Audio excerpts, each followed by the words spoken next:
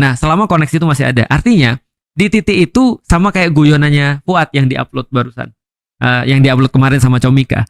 Guyonan Fuad kan gini, Panji berkata, komika hidup dari karya.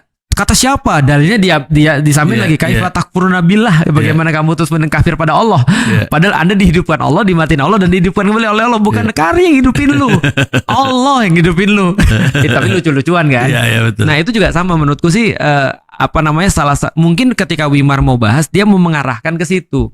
Tapi orang-orang yang mungkin mendengarkan nanti akan berbahaya. Kenapa? Karena tadi pikiran orang adalah ternyata kalau ada orang bisa memang aku kayak born to misalnya became a comedian misalnya, itu jadi salah. Orang ada filmnya Born to Cook, lahir untuk memasak gitu kan ya.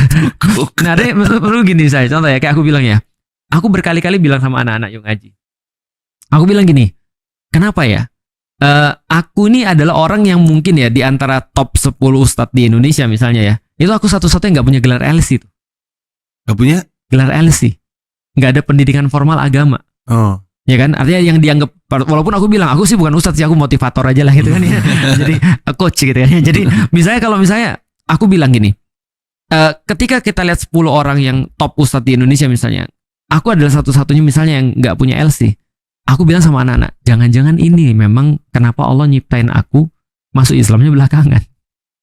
Karena kalau aku mempelajari disiplin yang mereka pelajari, mungkin aku nggak akan jadi kayak gini.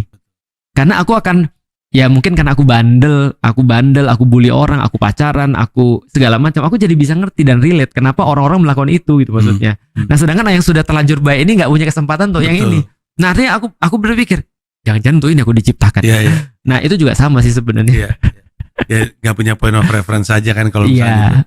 Oke, tapi bisa nggak kita bilang bahwa kalau pun kita syirik kecil, sadar bahwa kita syirik kecil itu membantu kita balik gitu kurang lebih. Jadi kayak at least gue tahu ini sebenarnya syirik kecil sih gitu. Itu udah agak nolong gitu kan ya. Menyadari itu sangat menolong. Karena itu sudah setengah daripada menyadari dan mengaku itu sudah setengah daripada ampunan Allah. Maka kita lihat semua formula-formula orang minta ampun, termasuk Nabi Adam ketika minta ampun sama Allah, Nabi Yunus ketika minta ampun sama Allah, semua ada pengakuan. Aku yang zalim ya Allah, aku yang zalim ya Allah. Nah, itu sudah termasuk pengakuan. Yang nggak boleh meremehkan syirik kecil, itu nggak boleh. Nggak boleh meremehkan syirik nggak boleh kecil. Meremehkan. Tapi kalau kita sadar, ini kayaknya syirik kecil, ya udahlah kita perbaiki. Itu karena syirik kecil itu kalau kita biarin lalai, lengah, terus mengarah ke yang jadi nggak percaya sama sekali gitu.